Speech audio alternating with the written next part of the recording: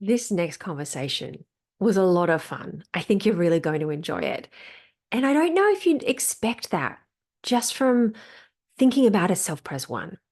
And yet, self-preservation ones display a lot of warmth and friendliness that I don't think we're always expecting when we talk about the seriousness of a one. I think you're going to really find it interesting.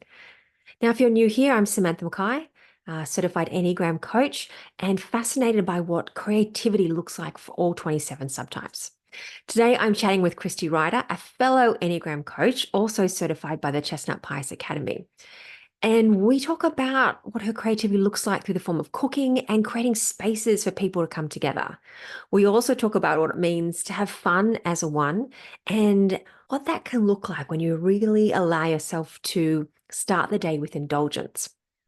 Now, we don't dive into the nuances of the subtypes here. If you'd like to learn more about that, I've included some links below, as well as a link to Kristi's website. Enjoy.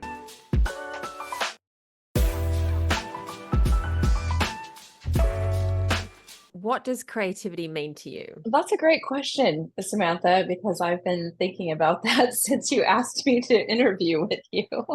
In my mind, creativity means something that has to do with art and colors and, making something from nothing or, having a canvas and filling it in, making a picture on it. And as I've considered this interview, I don't actually believe that that's the only thing that is, creative, that it doesn't just necessarily mean art. I was just listening to our friend Leslie's podcast, and she was talking about creativity in terms of a creative person looking at things differently, not necessarily being like satisfied with the way things are, that there's a sense of wanting to change things or move it around and coming up with unique solutions, looking beyond what's there. Yeah. So that's how I'm looking at creativity right now. Mm. And so it sounds like it's been pretty hard to step out of that programming that so many of us carry, that creativity is just art, and start to see it as not even necessarily creating something new, but just seeing something with a fresh perspective. Yeah, exactly. It's really challenging that. And for you as a self-pres one, what has that been like for you to go through that exploration or that inner sort of reflection? Yeah. Well, you know, I as you know, I tried to cancel this interview just moments before we were supposed to meet. I'm so pleased you're here because it's exactly, Glad this to is be here. perfect. This is perfect. Yay! I love perfect.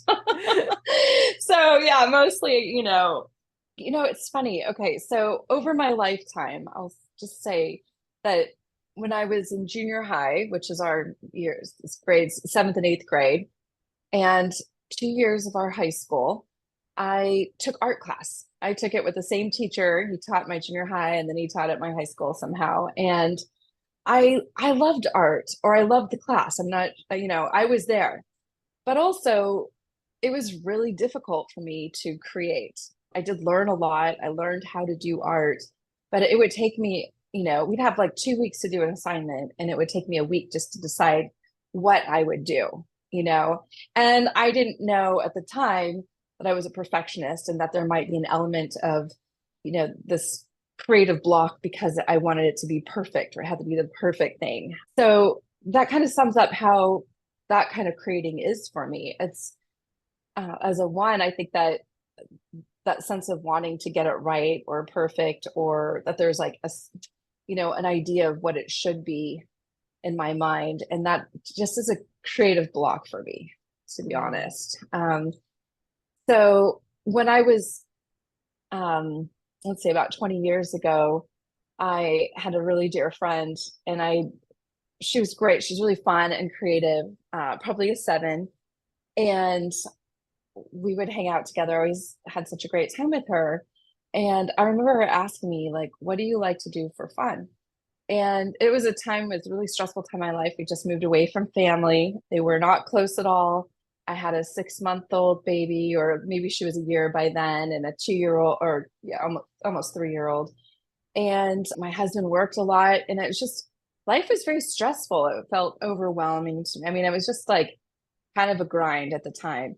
Although I wouldn't have recognized that, but I remember she asked me, like, what do you like to do for fun? And I told her, and I was dead serious when I said it. I said, I like to clean and I like to organize. She couldn't believe it. But what do you like to do for fun? Yeah. That feels awesome to me. And I kid you not, another friend came to visit me for a weekend, and you know, we were going to do something outside of, family and kids, and I couldn't think of what to do. I think we ended up going to Starbucks 3 times in that day. It's like we could go get a coffee. Okay, and that sort of just showed me like there's a lack here. I would like to know, what do I like to do, what I love to do. So that's just to give you a little history. I was, before I started doing my inner work, and before I had any awareness of myself at all, as a human being. So I'm not sure, I can't remember what your question was, but did we get it? Absolutely. And I think Yeah. what Okay. it's interesting to hear that for you as a self-pres one, that starting is difficult. Yeah. Because it's I need to know what perfection is or looks like. And I don't think that's just internally, because it sounds like what would the art teacher think is perfect, not just what you would think is perfect. And that sense Yeah. of, until I know what that looks like, I couldn't possibly begin. Yeah. Yeah. There's definitely that sense of like, will it be good enough? Will it be okay? Will it turn out right? I'm definitely leaving that behind, but I can feel that, I can sense those questions, or that pull to entertain those thoughts for sure. And so now, all these years later, what do you do for fun? No, like what Don't ask. what does creativity look like for you now, like either personally or professionally? Yeah, that's a great question. So, knowing that I was doing this interview with you, I had in my mind that I should really get to some watercolors and start painting. I'd love to have something to talk about. And you know what? That's just not me right now. And I want to leave that comparing mind that I have behind. And then I started to dig into things that I enjoy creating. And I love creating a really delicious, nutritious meal, taking fresh ingredients, following a recipe, and making something that just tastes like I went to the best restaurant. I think that's really fun. I really enjoy creating spaces for people to relax and enjoy themselves in, not necessarily like decorating a living room. That's not my forte at all, but making people comfortable and feel welcomed so that they can just let themselves relax and move into an authentic space in terms of being able to share about their lives and what's going on with them, and to have this meaningful connection. That's really fun for me. And I do love to put all of that together. I have really enjoyed hosting, groups of people at my home. And so, yeah, cooking and creating that environment and just enjoying time around the table together. That's really fun for me. Mm. And like, I'm wondering if there's a particularly like a favorite meal or like something you've cooked that really brings all that to life. That's a good question. It's probably a meal that I just wouldn't cook very often, which might be lasagna, because lasagna is a lot of work. It's a lot of pieces and parts to it. I tend to cook very simply now, and I don't source, from fresh ingredients as much as I used to. I might use a couple and then some semi pre-made things to put them together. So yeah, I imagine like making an Italian meal, Mm. lasagna and maybe some homemade bread, and then, a nice bottle of wine and a good Mm. salad. Oh, that sounds good. And I'm curious because like you're a body type. What's the cooking experience like for you? Do you follow a recipe? Like when you think of bringing creativity into the kitchen, what's it like for you as a body type? Let's see. What it's like for me as a body type is probably having a sense of how the ingredients will taste and bringing those ingredients together in my early years of cooking, I had a fantastic cookbook called Healthy Home Styles Recipes. And this woman, she was also a nutritionist, and she just made, I mean, just everything like clam chowder soup or mushu chicken, it was just like everything. And those those meals were all about following a recipe, writing down exactly what ingredients do I need to have, and then, prepping them and putting them together, following the recipe. Much more now, it's mostly about putting flavors together that I know work or have a sense will work. And I don't think too much about it, but when my husband gets in the kitchen and wants to cook, he just really has no sense at all about it. And it's surprising to me because I think, oh, it's kind of simple, right? You just need some salt and some chives and sour cream, and your baked potato is going to taste amazing. And it's not necessarily intuitive. I think it's learned first and then experienced in my body, and then something that I can replicate. And there's also something about cooking that just really settles me and grounds me. I love getting an onion on the cutting board and just chopping it up, the smells. I mean, that can be a little pungent, but you throw that in the pan with some olive oil and add some garlic, and it's just like, it's this all body experience. And it can take me from feeling anxious or overwhelmed to feeling like settled up and grounded. And I love how it's instinctive, but you've trained those senses, because body types take information in through those five senses. And so by doing that again and again, it's even more instinctive than it might be for someone who's just starting the cooking process, regardless of the type they are. Right. Yeah, for sure. So in whether it's the cooking or creating spaces, what helps you to be creative? Like, what do you need in order to allow yourself to do that? Yeah, that's a great question. I need to feel calm inside. Although I did say chopping an onion can make me feel calm, I like to approach cooking with like a clean space. All my counters have to be cleaned off. If there's not, if it's not and there are crumbs on the counter or things are like out of order, there's too many things, like I really have to clean it off and make it just very simple and clean and organized. I think it's not about just clean, but it's just this organized, orderly feel. That's really important to me. And then time. Oh, I do not like to cook and put together something like that if I feel crunched for time or it's stressful. I like to have, enough time for sure. And I like to have the right kitchen tools and accessories. I don't have a lot of things. I have the basics, and that's probably how I cook, is like more basic for sure. I love that. Clean counters, organized, and that is part of the grounding process. Helps you focus and come into that space. Yes, for sure. Yeah, if the kitchen's unorganized, I mean, if it's like messy, if the floor, it's just like, no, my whole inside is just like, it's bad. It's chaotic. Right. So that's very much a part of the process.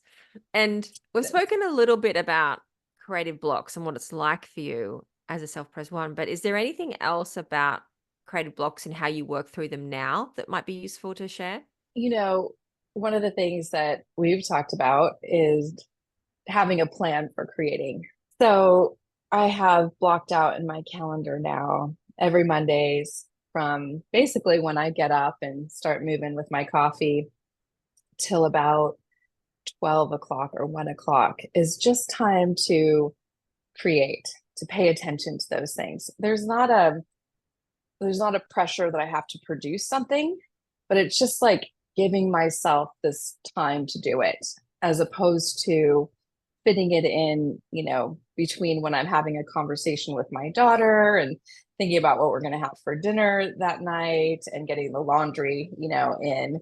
It's like, it's just been a real gift to me, to myself, to set aside time to create. And making that clear and structured and focused to go, this is my uninterrupted creativity time.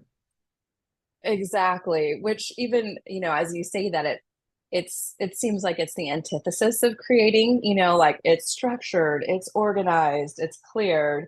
but it's actually like creates the space to be able to do that for me. I don't know if other people are like that, but this last Monday, I just really enjoyed, reading a little bit and thinking about it and writing a bit about it and just like stewing it. And I didn't have other things that, it was like nothing in my mind of like, oh, now I need to do this and I need to check in with this. It was like, no, this is my time to create. It was lovely.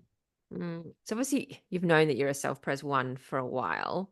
How has that shaped or changed or influenced your either understanding of creativity or how you approach it?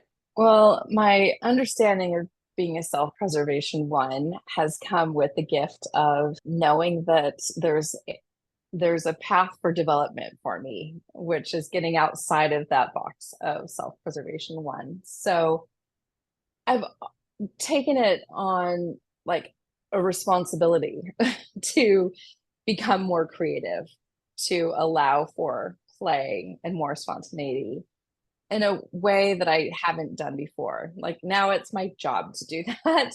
And so instead of starting my days with, sort of my inner critic running the show and saying, oh, you need to do this. You're too far behind on this already. And, you need to go for a run. I used to start my mornings, most of them, going for a run, a 5K that had a certain pace and, I don't know, hit the checklist of what would be, good fitness for me and make me have a nice body. I have chucked that and I start my day meditating first, and it's a significant amount of time, and just allowing whatever I'm thinking to go onto the paper, and spending time in my hot tub with a book that I'm like something I'm interested in, something I'm learning, or just floating, looking at the trees, looking up at the sky. And it's just such a more gentle space for me. And I think that is much more conducive to being creative and spontaneous and having fun. It's like jump starting my day with that. And it's necessary. I've been starting my day in the jacuzzi for 4 years now. I started to wonder if it was time to move on. It's pretty awesome. And it's like the opposite of what I feel like I should be doing, or what I used to do in the morning. And especially I have, I have 4 kids, and there was always just so much work to be done, and this sense of being on a timeline. It's like always a crunch. And so, and now, even now, when I think about my work that I, need to do and want to do, it's like, it doesn't really line up to spend 20 minutes meditating and then journaling about nothing, which really is something. It's not really nothing. And then spending, 20, 30 minutes in the hot tub. It feels so indulgent. I mean, the meditation bit and the journaling, yes, that's, those feel like hard work to me, even though they don't have to be. But the hot tub, oh my goodness, it never really occurred to us because of the way we're programmed from society to start the day with something indulgent, that could possibly lead us to be more productive or more focused or more creative. But I love that you do it. Like, I'm like, it's so anti-capitalist, right? it's subversive. It's absolutely yes. It's absolutely subversive to the mentality that I need to, produce and grind and not waste a minute. This Protestant work ethic has just been ingrained in me. It's like I was born with it. And yeah, so much of my work has, been around indulging myself, I mean, that is decadent. And by the way, my husband does come around to kiss me goodbye on his way to work, which makes that even more funny. Like, bye, honey. Have a great day. You stay in the hot tub while I go off. Yes, totally. And in the past, I would have, I don't know, the image of that would have just been too much. I would, need to be doing dishes and showing him that I'm working just as hard as he is, hour for hour. So yeah, it's like, it's just a real shift in mentality and perspective about what produces, the space where I can be creative and I can do the work that I'm meant to do. And I just want to really, sort of call out, label, name just how important and how hard that shift of allowing yourself to be indulgent at the start of the day would have been. You're making it sound like it's easy, but that's a hard thing for a one to do, to bring indulgence in every day and to start your day that way, not just go, I'll get to it at the end. It's the first thing you Yes. do, and how much that sets you up for Yes. success. Yes. Well, I hope it does, but I'm not sure. I'm A getting lot the less is impression getting it's done around serving here. you. 100%. I would say a component about that too is even being seen as indulgent. I started doing that right at the beginning of COVID. So all my kids were home. I had a couple that were in college or away often. And it was like, everybody's at home, everybody sees mom, she's in the hot tub reading a book. And I mean, I don't know why that even matters. I don't think if you asked any of my kids, they would care, but it's sort of that image of, oh, I'm just relaxing. Now I have a son who's living at home. He's 20, almost 22, and he's off to working full time too. And I think, he'll get home and he'll see my younger daughter and I watching a show, and he's just like, what? What are you doing? There's it's hard to be on that end of it. I mean, I have that too. So it's like an internalized sense of, you should be working, things should be getting done, things should be productive. And I mean, I still think that that's a difficult mindset to get rid of or to, relax. So anyway, I'm working on it. No, I love it. I love it. My envy is real. So my last question is, what creation are you most proud of? Oh, gosh, that's an easy one. I am really proud of the family I've created. I have 4 children that are not children, they're young adults. And I spent a lot of years caring physically for them and emotionally and taking care of all the things. And my dream was to have kids that I would enjoy sitting around a dinner table with, talking about life and, just as friends. And that is something that when we get together, that happens. It's a very regular occurrence. And yeah, that is definitely my favorite thing I've created. I love that, because it's not just raising children individually, but creating a family dynamic that is cohesive and where everyone can come together and spend time together in a way that honors each other. Yes. That doesn't happen for all families. That does take a certain amount of craft and creation and intention to bring that to life. Yeah. Yeah, certainly it does. I had some friends that were role models for that. I saw it with their family and I was like, that's definitely what I want. It's not what I grew up with. My siblings and I fought a lot. It was Lord of the Flies in my home with my mom working full time and being a single mom. And so, yeah, that was important to me. And it's almost like I intuitively knew how to do that. It was like an instinctive knowing. And I'm not sure where that came from, if that's like a body intelligence or not. But yeah, just before we even got on a call here, my son said that people at work wanted to know what were some of his most embarrassing moments. So he texted our family chat, and then comes the pictures. And it was just so fun to have the siblings commenting and laughing and remembering and posting videos. And truly that is a pinnacle experience for me. I love that. It sounds wonderful. A wonderful creation. Thank you. Thank you so much for sharing with me today. I know it was a little bit nerve-wracking, but it's been a truly wonderful, fascinating, insightful conversation. So thank you. Oh, thank you so much, Samantha. Yeah, I'm grateful for this experience. It's certainly not something I was looking forward to doing, but I really enjoyed my time with you, and I hope something wonderful comes out of this.